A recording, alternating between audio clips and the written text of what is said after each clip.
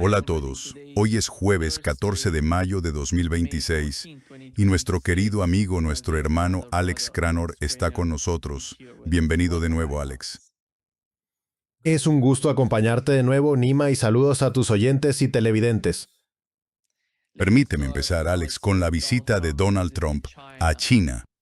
Y creo que es muy importante, en muchos sentidos.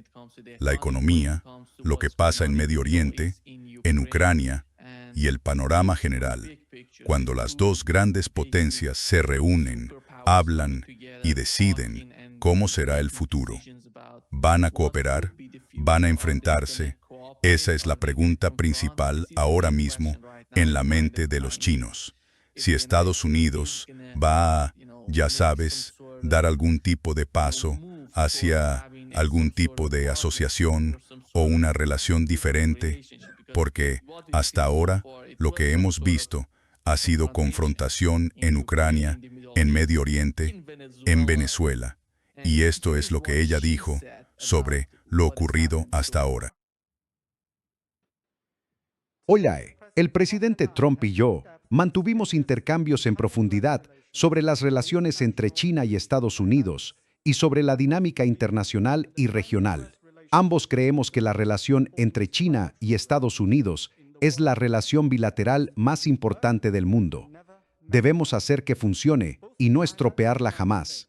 Tanto China como Estados Unidos tienen que ganar con la cooperación y perder con el enfrentamiento. Nuestros dos países deberían ser socios y no rivales.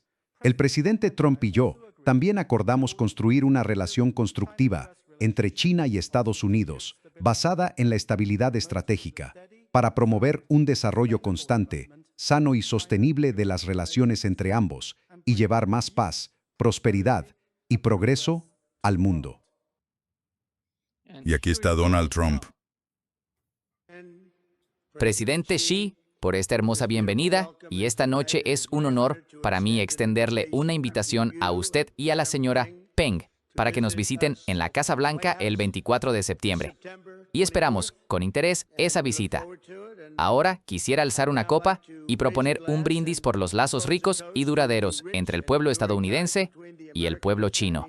Es una relación muy especial. Y quiero agradecerle de nuevo. Ha sido un periodo de tiempo asombroso. Creo, Alex, que respecto a... Tenemos una declaración oficial de la Casa Blanca sobre las conversaciones entre Trump y Xi hasta ahora, y dice que la Casa Blanca calificó el encuentro entre los dos presidentes como bueno. Las conversaciones abarcaron la expansión de la cooperación económica y el acceso de productos estadounidenses al mercado chino. China aumentará las compras de productos agrícolas estadounidenses. Ambas partes coinciden en que el estrecho de Hormuz debe permanecer abierto para la energía global, y ella se opuso a la militarización del estrecho de Hormuz, y él mostró interés en comprar más petróleo estadounidense. Y en una postura conjunta, Irán, Estados Unidos y China afirmaron que Irán no debe obtener un arma nuclear. Y básicamente lo que Donald Trump quería lograr con respecto a Irán es que, ya sabes, en lo que respecta a mantener abierto el estrecho de Hormuz, creo que nadie discrepa con esa declaración. Todos quieren que el estrecho de Hormuz esté abierto. Y en cuanto a la militarización del estrecho de Hormuz, básicamente tenemos el bloqueo estadounidense al iraní. ¿Qué entiendes hasta ahora sobre el conflicto en Medio Oriente?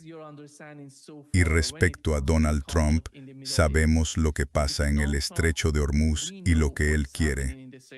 Sabes, él no quiere esta situación porque está, en mi opinión, cada vez más desesperado por lo que pasa en el estrecho de Hormuz. Y ella lo sabe, Donald Trump lo sabe, Japón lo sabe, Corea del Sur lo sabe, todo el mundo sabe lo que está pasando allí. ¿Qué opinas? Bueno, primero que todo, creo que todo esto es muy alentador y pienso que este encuentro probablemente sea la reunión más importante del año hasta septiembre, supongo.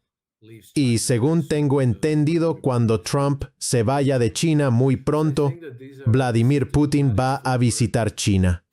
Así que creo que esto es trabajo diplomático para transicionar el mundo hacia un nuevo sistema de gobernanza, hacia una arquitectura multipolar. Y creo que para Estados Unidos tiene todo el sentido del mundo, tal como lo dijo Xi Jinping. Ambos lados tienen que ganar con la cooperación y ambos tienen que perder con el enfrentamiento. Creo que eso está claro para todo el mundo.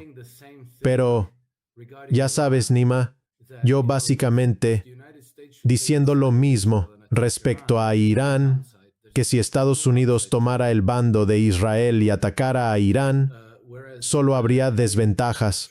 Nada bueno saldría de esa chapuza, mientras que tener una cooperación constructiva con Irán tiene muchas ventajas para ambas partes. Así que pensé, claro, nadie sensato iría a la guerra del lado de Israel. Israel no es más que una carga para Estados Unidos y, en buena medida, para el resto del mundo, mientras que la cooperación constructiva beneficia a todos. Pero ya ven, me equivoqué, porque Trump sí fue a la guerra contra Irán del lado de Israel. Así que, cualesquiera que sean las conclusiones de estas conversaciones, tendremos que ver si Trump siquiera es capaz de honrar cualquier compromiso. Y, sinceramente, no sé qué pensar sobre esto porque, ya saben, Trump sorprendió a todo el mundo atacando a Irán, incluso a gente muy cercana que creía conocerlo, que pensaba, como Tucker Carlson, que entendía perfectamente lo idiota que sería atacar a Irán y cuáles eran los riesgos, y que quienes lo empujaban a hacerlo eran en realidad sus enemigos. Aún así lo hizo. Así que vuelvo a la pregunta, ¿quién está a cargo? ¿Quién decide al final del día? Y justo ayer tuvimos a Fox News informando que la Agencia Central de Inteligencia allanó las oficinas de Tulsi Gabbard. Tulsi Gabbard es la directora de la Inteligencia Nacional, así que ella es su superior. Es la jefa del director de la Agencia Central de Inteligencia, Radcliffe. ¿Cómo la Agencia Central de Inteligencia allana las oficinas de la directora de la Inteligencia Nacional y, al parecer, confiscaron archivos relacionados con el programa de control mental conocido como MK Ultra y con el asesinato de John F. Kennedy? Ahora bien, esto es lo que informó Fox News. No es necesariamente una versión exacta, pero algo ocurrió y la Agencia Central de Inteligencia sí se llevó un montón de documentos de la oficina de la directora de la Inteligencia Nacional y aparentemente eso no fue lo que Tulsi Gabbard quería, así que se hizo en contra de su voluntad, lo que indica que hay algo muy, muy extraño pasando en Estados Unidos, donde las estructuras legítimas de poder no están realmente en control. Y eso también se ve en la elección congresional de Thomas Massie. Es muy popular entre sus electores. Quieren que lo reelijan, pero él se opone a 3 multimillonarios sionistas. Y, según la última encuesta, teníamos otra vez aquella situación en la que el apoyo a Massie estaba por aquí y el de su oponente por allá. Y de repente, días antes de la elección, ¡boom!, se produce una inversión. Como alguien que pasó su carrera profesional investigando tendencias, principalmente las de mercado. Pero ya saben, los mercados son solo una manifestación de las tendencias sociales. Esto no ocurre. Es imposible. Las tendencias, para que ocurra un evento de ese tamaño, requieren mucho tiempo y habría que, bueno, sin meterme en tecnicismos sobre tendencias sociales, básicamente, una inversión de esa escala tendría que extenderse meses, no darse de la noche a la mañana. Así que, obviamente, es un fraude. Obviamente está montado de alguna manera. No sé cómo, ni qué persigue, ni quién está detrás, pero vemos que son intereses sionistas. Y también vemos, volviendo a China, que ese país ha adoptado una postura bastante categóricamente adversaria respecto a Israel. Y creo que el consenso es que Israel y sus intereses arrastraron a Trump a la guerra contra Irán. Esto es, creo, lo que está contaminando todo el asunto. Así que todo lo que se dijo entre Trump y Xi Jinping tiene perfecto sentido y es incluso consistente con lo que escuchamos de la administración al principio, cuando fueron elegidos y decían que el orden global de posguerra estaba obsoleto y había sido instrumentalizado contra Estados Unidos. La nueva realidad es un orden global multipolar y pretendemos aceptar ese orden. Eso significa tener relaciones constructivas con otros socios globales como China, como Rusia, como Irán y demás. Pero eso no es lo que está pasando.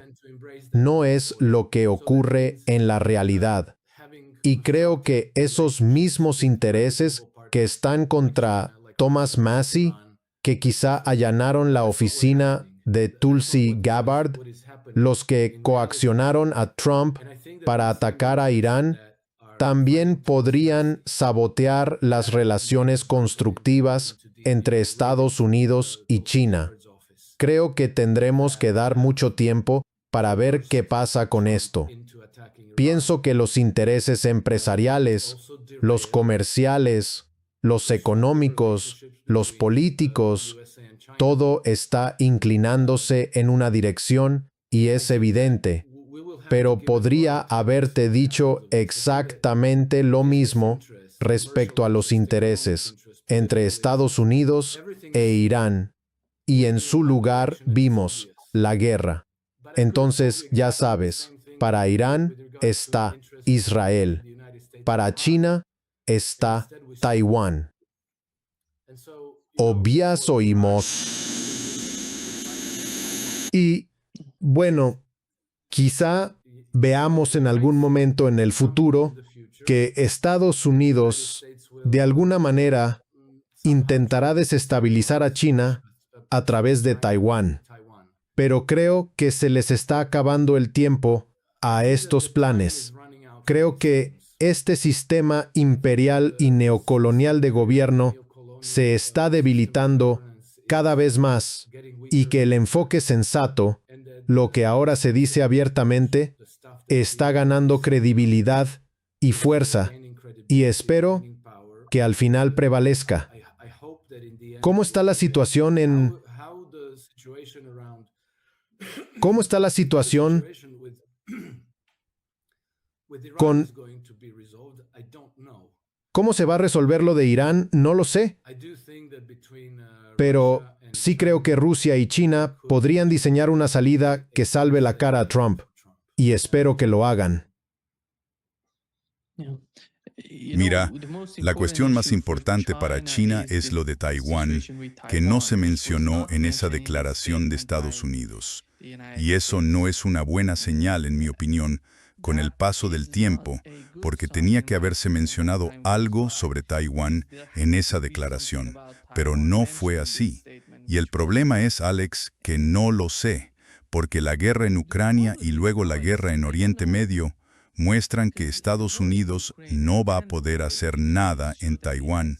Taiwán es una isla y no van a poder hacer mucho, porque en el caso de Irán tenían muchas bases en los países del Consejo de Cooperación del Golfo, mucha influencia, contaban con Israel en la región, contaban con los Emiratos Árabes Unidos en la región, tenían todas esas bases, pero Taiwán no es nada.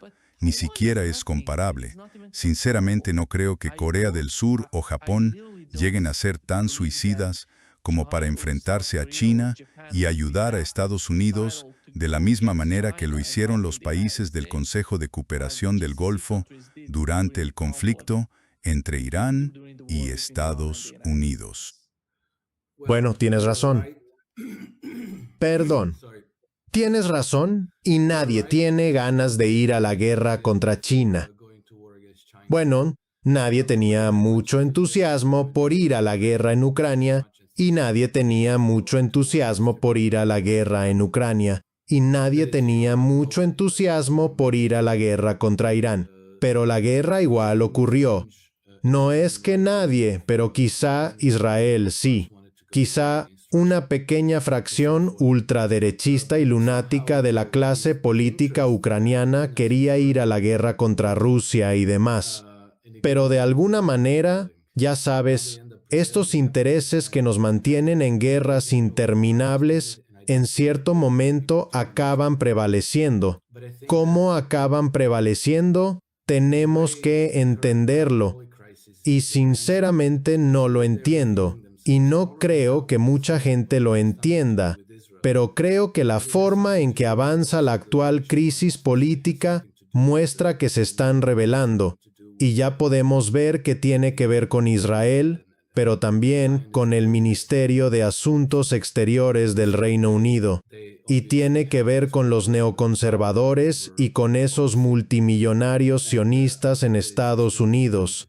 Y vemos que obviamente tienen un poder desproporcionado sobre la política, y creo que es extremadamente importante oponerse a ellos. Y también tienen un poder desproporcionado sobre quién resulta elegido en el Congreso de Estados Unidos y quién no. Fíjate, la situación de Taiwán ha sido simulada hasta la saciedad, y los estadounidenses saben que no tienen ninguna posibilidad, pero también sabían que no tenían ninguna posibilidad contra Irán, y aún así lo intentaron. Y creo que la razón es que, para estos intereses neocolonialistas en Occidente, no les importa ganar la guerra. Agotarían a su propia nación, al país que los alberga, hasta destruirlo, solo por la oportunidad de desestabilizar a su rival, porque no necesitan derrotar militarmente a China. Intentan desestabilizar países objetivo, dejar mal a sus liderazgos, volverlos impopulares y tratar de movilizar a la población de esos países para derrocar al régimen. Escenarios de revoluciones de colores que hemos visto por todas partes, y creo que han perfeccionado tanto este enfoque de ingeniería social que están muy confiados, y por esa razón no dudarán a usar a Estados Unidos, a Japón, a Singapur, a Filipinas, a Indonesia y a Australia, a quien puedan acorralar en el conflicto para iniciar ese proceso, y luego trabajarán, ya sabes, con diplomacia secreta, inteligencia encubierta, organizaciones no gubernamentales, presión mediática y narrativa para intentar derrocar al régimen, y creo que por eso siempre están dispuestos y sin dudar a meterse en guerras que saben que son imposibles de ganar.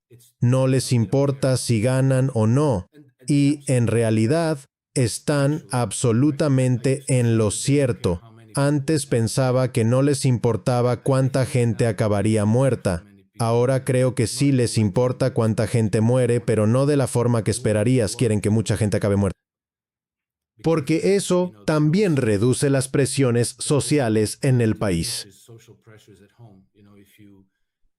Si eliminas a un gran porcentaje de hombres en edad militar de la sociedad, reduces el riesgo de una revolución o una guerra civil en el país. Así que por esa razón, en realidad sí quieren muchas bajas de su propio bando. En cuanto a la posición iraní, Alex, creo que no había nada problemático en esa declaración. Una de ellas es que debe terminarse la militarización del estrecho de Hormuz. Y Irán no tiene problema con eso. Y la guerra, ya sabes, la razón principal de la militarización de este comercio es el ataque de Estados Unidos e Israel contra Irán. No se trata de que Irán haya decidido militarizar la región, pero, por otro lado, Estados Unidos está presente, es parte de esta militarización, con el bloqueo que están imponiendo a los puertos iraníes. Y el segundo punto, en mi opinión, que es muy importante, es que no se mencionó este nuevo mecanismo del estrecho de Hormuz que Irán ha definido, el sistema de peajes y la manera en que nada de eso fue mencionado en esa declaración. Dijeron que tenían que hacer públicos estos datos para la mayoría. Creo que todo el mundo está de acuerdo con eso. Y esto es, y otro punto, Alex, en lo que respecta a Taiwán, hemos visto al director ejecutivo de NVIDIA formando parte de la delegación de Estados Unidos. Estos no son buenos signos, en mi opinión. No hace falta traerlo como parte de la delegación de Estados Unidos. Al hacerlo, implica que Taiwán forma parte de Estados Unidos. Está geográficamente cerca de China, es parte de China, pero políticamente y económicamente es más importante. Parte de Estados Unidos, no de China. Estos, por cierto, no son buenos signos en mi opinión. Tuvimos eso. Recuerdo la reunión en Anchorage, Alaska, entre los dos presidentes. Nada de ese tipo. Al cabo de 24 horas, todo el mundo simplemente olvidó lo que había pasado. En lo que respecta a Irán y a Taiwán, ¿qué señales ve usted?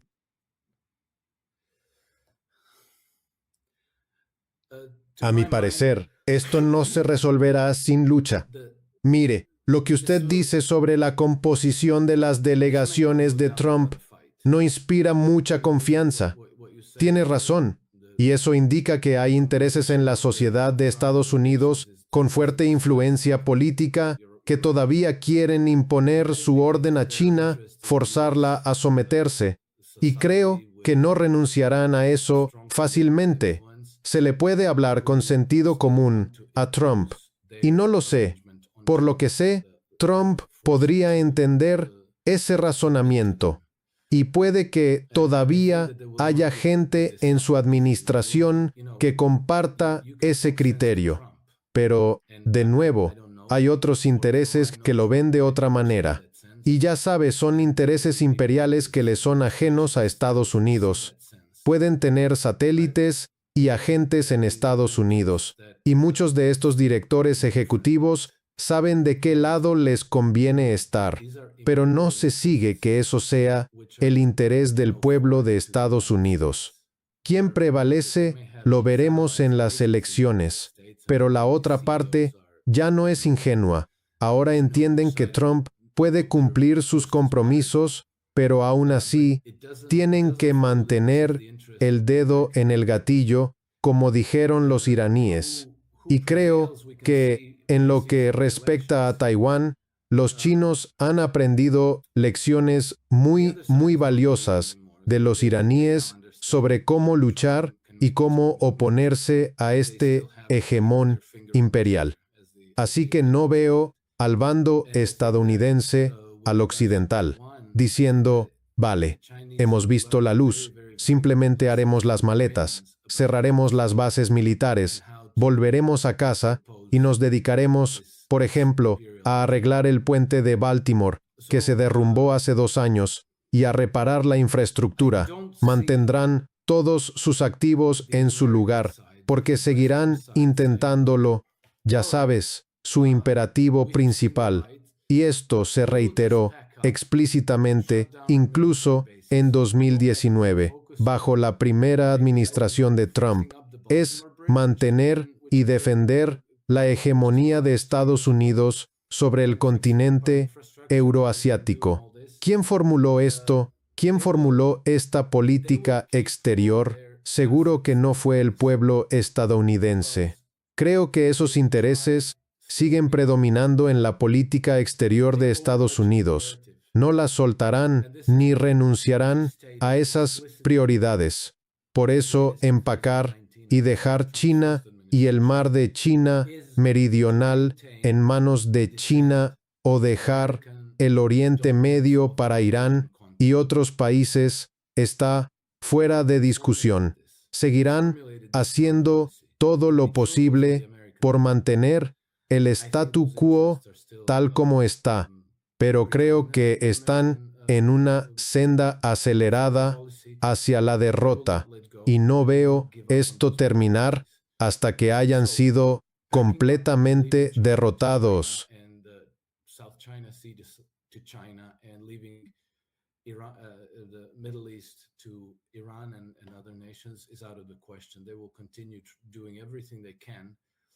To maintain the status quo as it is, but I think that they are on an accelerated path to defeat. And I don't see this ending until they have been completely defeated.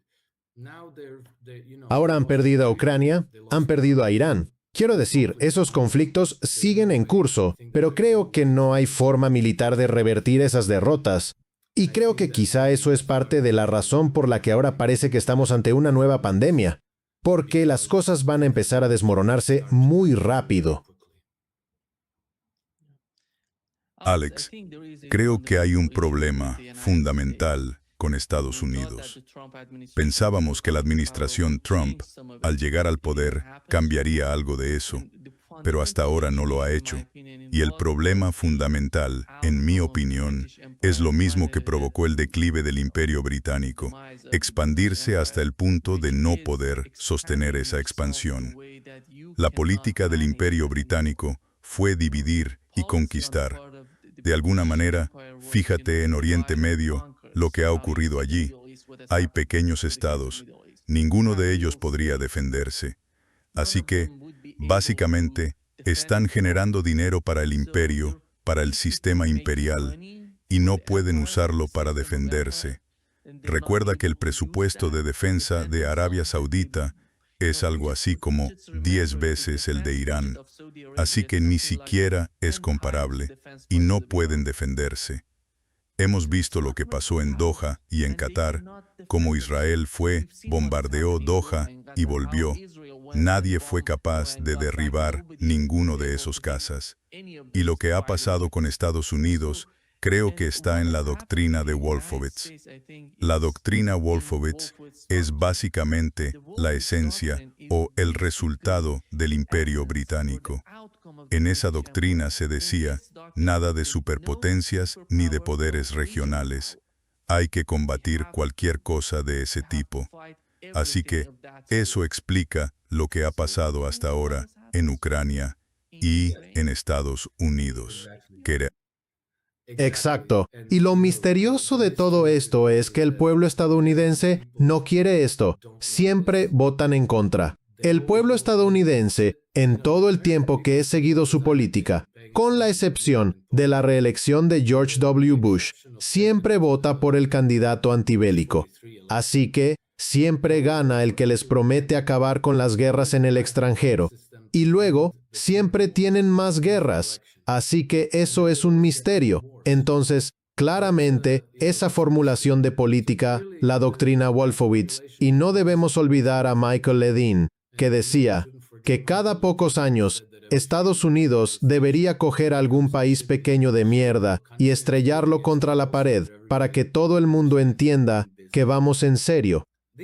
Estas personas elaboran la política exterior y entonces te preguntas, ¿por qué son tan populares estas personas? Porque son una camarilla relativamente pequeña. No son populares entre el pueblo estadounidense. Representan una pequeña porción de la clase política estadounidense y aún así parecen tener un poder desproporcionado y control total sobre la política exterior de Estados Unidos.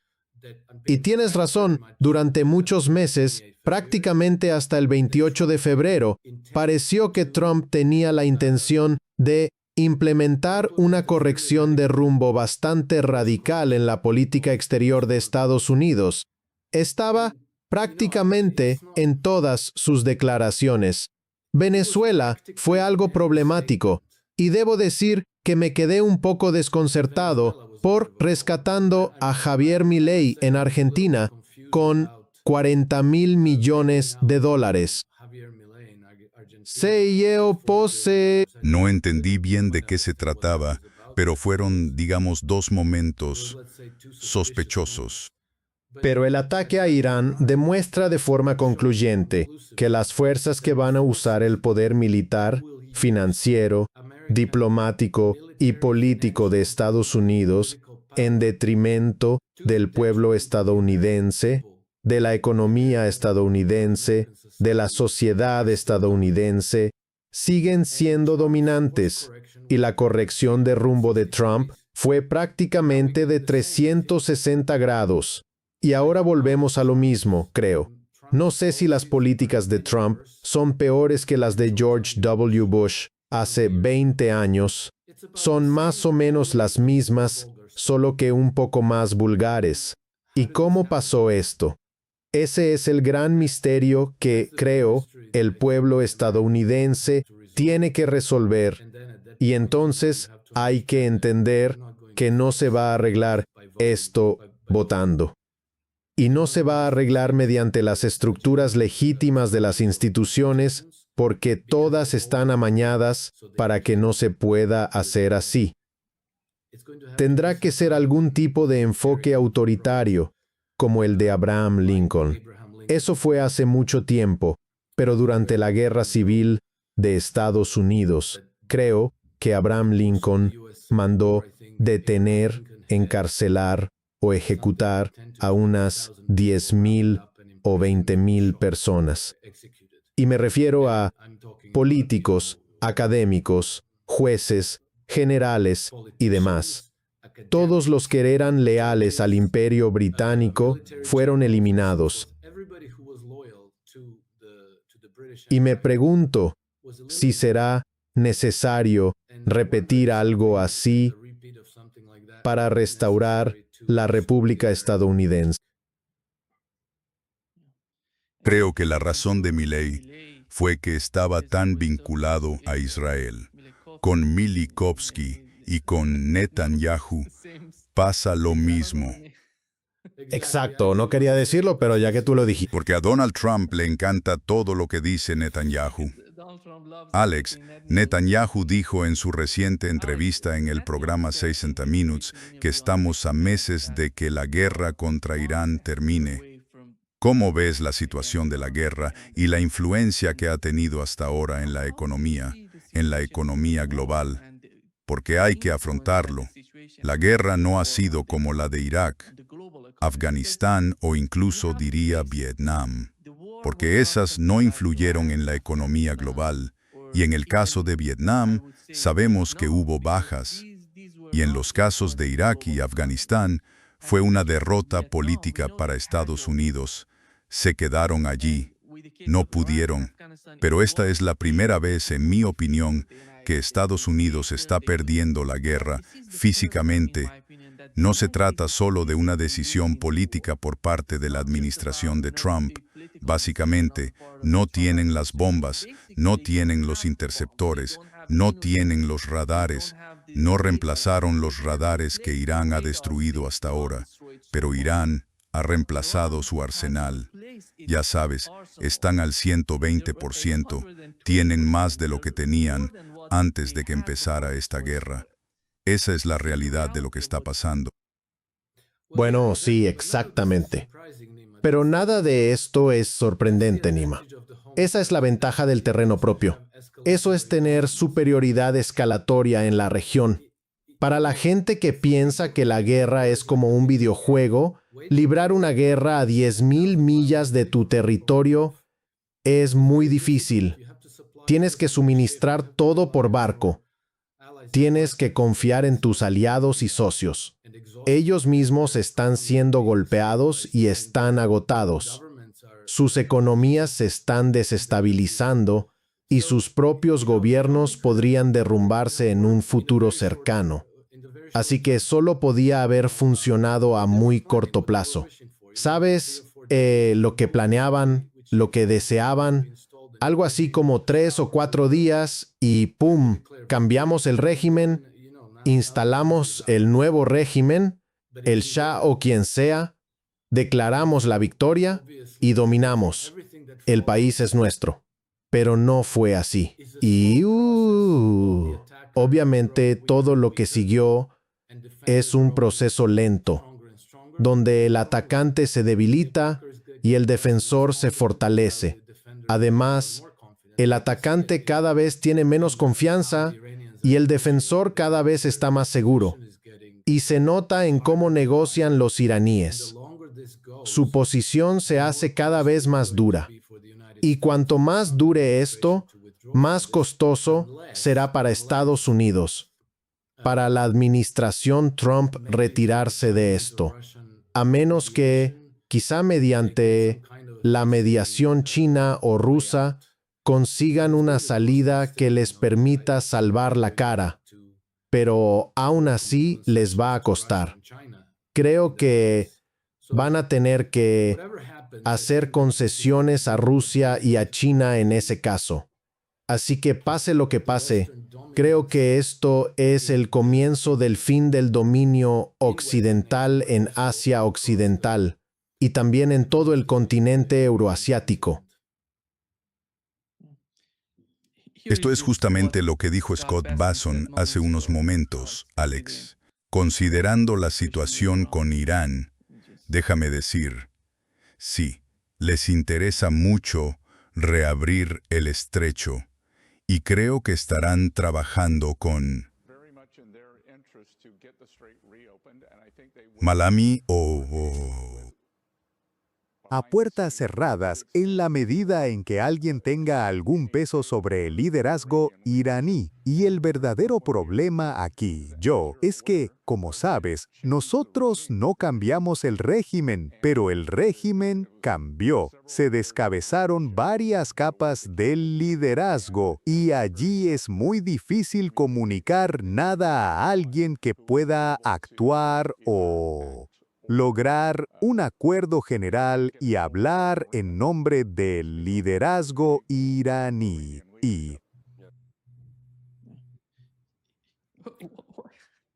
¿Qué opinas de este tipo de cambio de régimen? Porque el argumento del cambio de régimen está tan presente en la retórica de Estados Unidos y del gobierno de Estados Unidos. Porque cuando hablas de cambio de régimen, tienes que tener algo, una base, un fundamento para lo que estás argumentando. Pero no veo nada de lo que están diciendo. Básicamente están construyendo el argumento para salvar la cara de Donald Trump. Sí, creo que es exactamente así. Creo que están creando una realidad alternativa en su narrativa y lo hacen, creo, para el público interno, para conservar apoyo político en casa. Todos los demás lo ven tal como es. Quiero decir, es un completo disparate.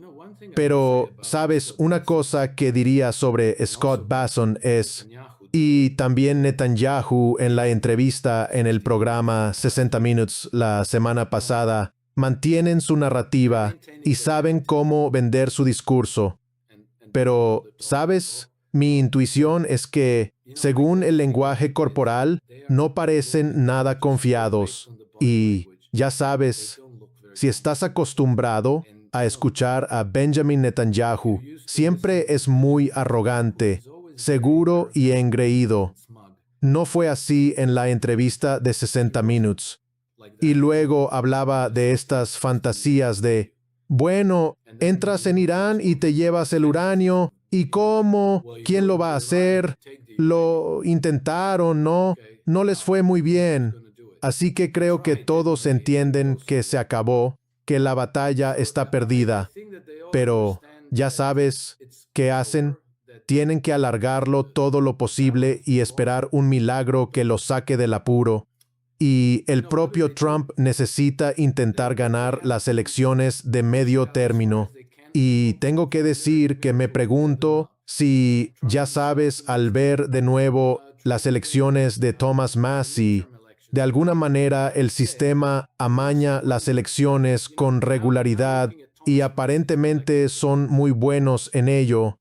Y me pregunto si no convencieron a Trump para atacar Irán diciéndole, mira, haces esto por nosotros y nosotros arreglamos las elecciones de medio término para ti.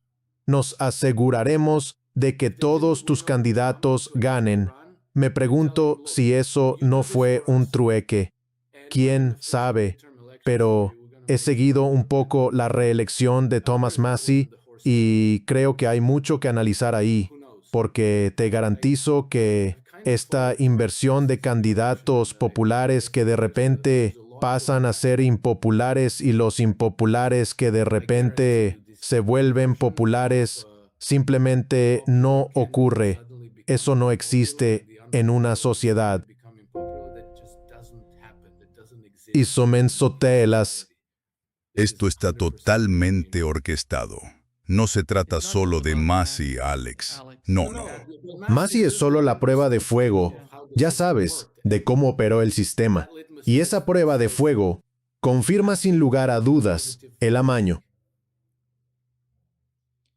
Gorka, el tipo que está en Hungría. El agente británico. Exacto. Está atacando a Tucker Carlson.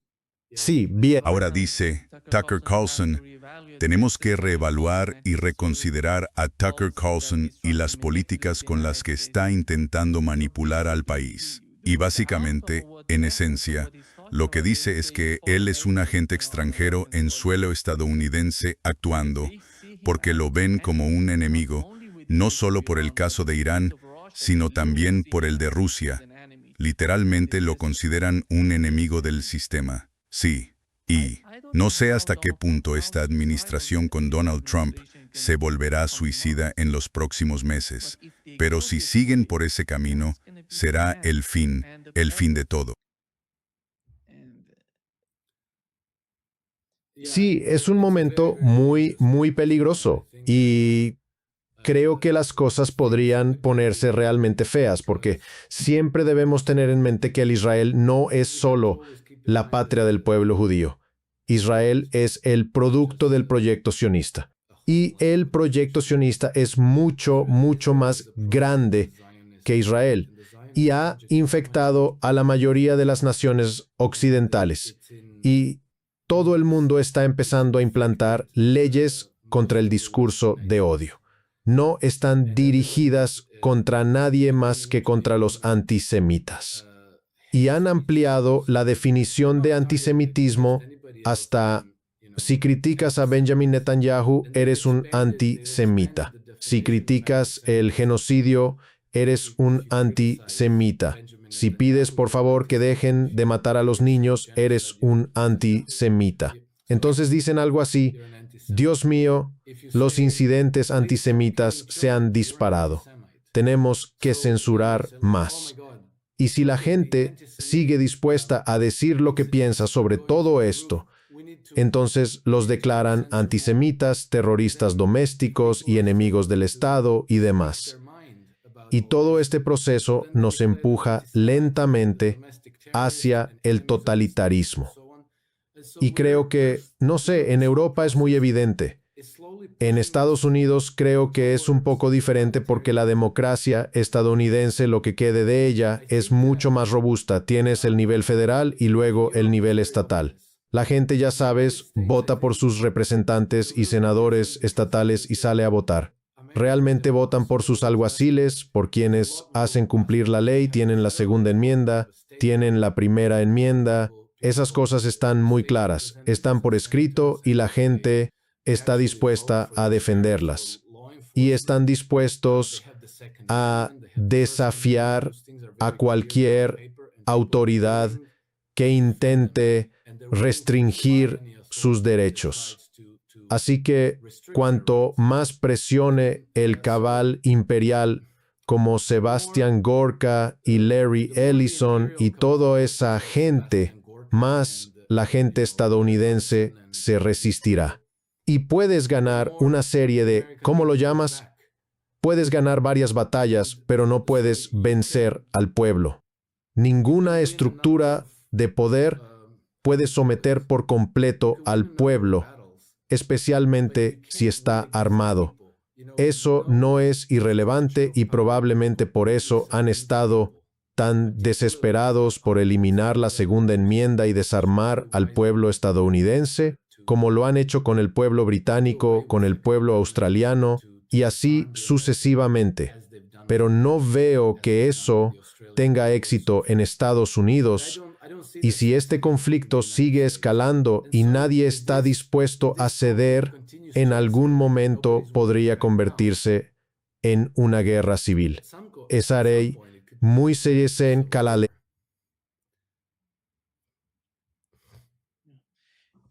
Alex, sabemos lo que está pasando con el caso entre Irán y los Emiratos Árabes Unidos. Básicamente hay mucha tensión entre ambos. Y fíjate que Israel anunció ayer que el primer ministro israelí durante la guerra fue en secreto a los Emiratos Árabes Unidos y se reunió con Mohammed bin Zayed. Lo anunciaron. No sé cuál era la necesidad de eso, porque me parece que están tratando de dejar a los Emiratos en evidencia. Quieren hacer que la situación, el caos, sea mayor en la región. Y los Emiratos luego negaron oficialmente la versión del primer ministro israelí. No sé cómo va a terminar esto entre los dos países, pero parece que Israel está dispuesto a sacrificarlo todo para agrandar cada vez más este caos en la región, porque no quieren que la región llegue a una especie de cordura, a una negociación, a algo razonable. Así que hay que crear este tipo de ciclos de caos en la región, y sabemos que Irán lo sabía.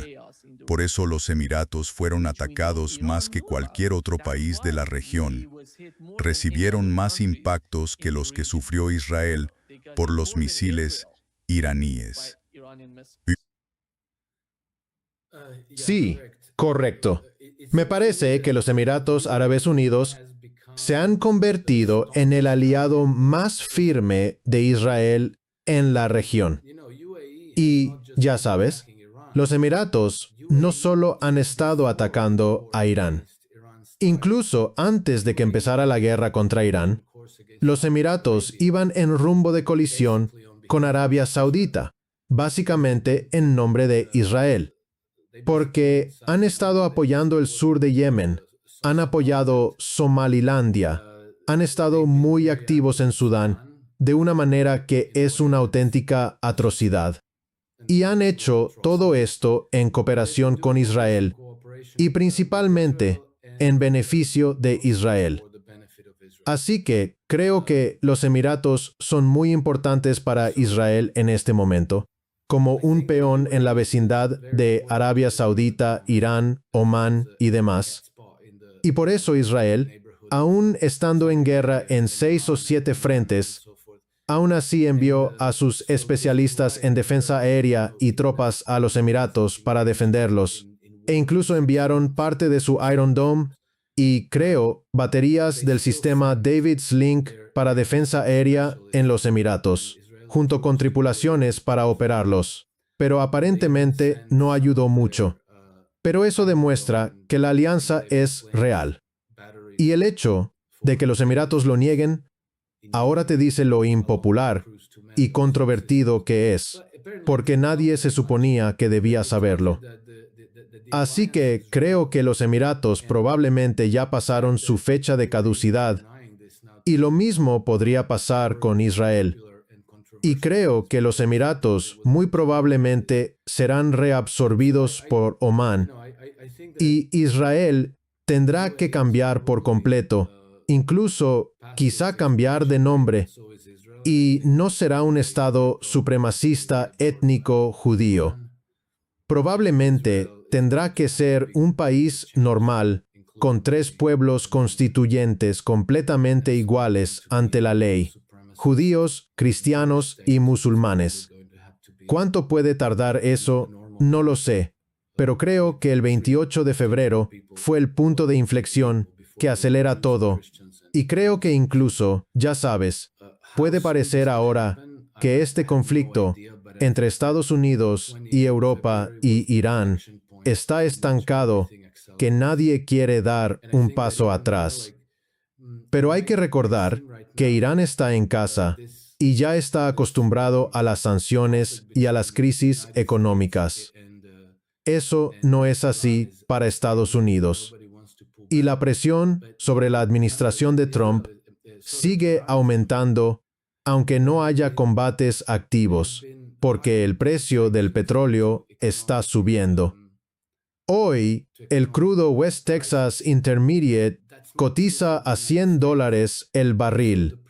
Hace una semana cotizaba a $92. Los precios de los alimentos están empezando a dispararse. Ayer el trigo abrió con tope al alza, es decir, tuvieron que suspender las operaciones por lo pronunciado de la subida. Suben los precios del arroz, de la soja, del maíz. Todo está subiendo. El oro y la plata están subiendo. Es una jana ponzi, sí. El cobre acaba de superar su máximo histórico esta semana. Así que esto está metiendo presiones inflacionarias en las economías occidentales, incluyendo a Estados Unidos. Y todo esto se lo van a echar a Trump. Él va a ser culpado por esto a medida que nos acercamos a las elecciones de medio término. Así que esto no es un estancamiento.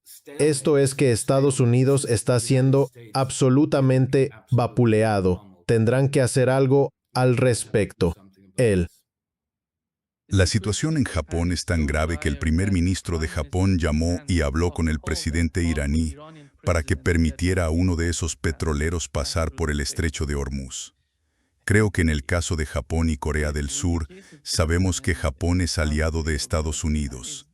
En Asia, y cuando necesitan comunicarse directamente con los iraníes, eso muestra, en mi opinión, el camino a seguir para muchas otras naciones. Tienen que comunicarse con Irán si quieren atravesar este estado de inestabilidad.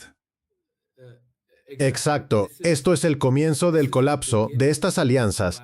¿Sabes? Porque nadie puede resistir esto. Es una presión política y económica tan enorme, no solo sobre Estados Unidos, sino sobre todas las naciones de la Alianza Occidental, que creo que, una por una, van a tener que ceder y buscar su propio camino. Y hasta vemos desarrollos similares en Europa, donde de repente algunos de los mayores rusófobos dicen, vamos a tener que negociar con Rusia, que creo que una por una van a tener que ceder y buscar su propio camino. Y hasta vemos desarrollos similares en Europa, donde de repente algunos de los mayores rusófobos dicen, vamos a tener que negociar. Creo que ese es el futuro, Alex, para Europa. Europa no tiene forma de sobrevivir sin Rusia. Eso es cierto, Nima. Pero, de nuevo, no estamos tratando con gente racional. Y no estamos tratando con líderes preocupados por el bienestar de sus ciudadanos.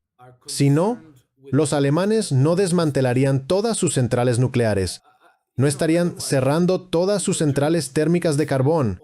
Investigarían quién destruyó sus gasoductos hacia Rusia, porque están a punto de perder cerca de 500,000 de empleos manufactureros. Llevan 2 años seguidos en recesión. Quiero decir, destruir una de las principales economías del mundo de manera tan drástica no es nada fácil. Ya sabes, como si pusieras un manicomio a cargo de un país y les dijeras que destruyan todo. No sería fácil. Estos sistemas son robustos. Tienen cierta resistencia al cambio. Los logros de los gobiernos de Merkel, Scholz y Friedrich Merz son simplemente asombrosos. Es catastrófico. Y no hace más que seguir en la misma dirección.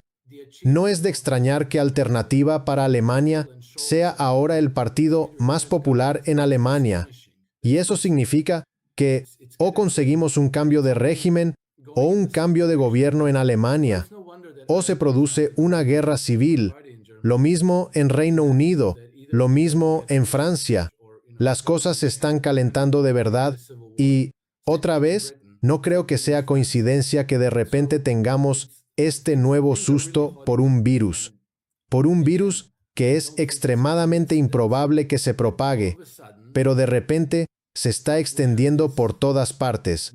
Vecintrante lamendo un virus es un non masteinom som el divo, un virus se te espintenos estimadamente improbable que se propague. Sí. Estoy tan cansado de... Ya sabes, no quiero volver a 2019. O nadie lo quiere. Ellos lo necesitan desesperadamente. De verdad lo necesitan desesperadamente.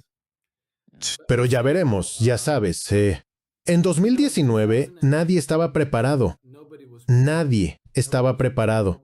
Nadie estaba listo para contemplar la posibilidad de que sus medios, sus gobiernos, sus funcionarios de salud pública y toda la burocracia estatal participaran en un engaño de tal magnitud. Pero eso ocurrió. Y creo que el resultado es que mucha gente empezó a cuestionar y mucha gente dejó de creer. Y ahora puedes ver, si miras a los medios convencionales, que se lo toman muy en serio con este antivirus. Se lo toman en serio. Dicen, oh, tantos casos y esto y las mascarillas. ¿Va a ser aterrador? Es terrible. ¿Qué hacemos? Pero si miras en las redes sociales, los comentarios de la gente corriente, es muy difícil encontrar a alguien que lo crea. Entonces, ¿cómo van a hacerlo? Ya sabes, todos estos sistemas dependen de que la gente cumpla. Si la gente no cumple, ¿cómo van a lograrlo?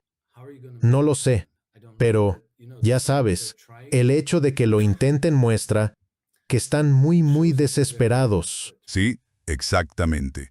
Muchas gracias, Alex, por acompañarnos hoy. Un placer, como siempre. Siempre un placer para mí, Nima, y hasta la próxima. Nos vemos pronto. Adiós. Cuídate.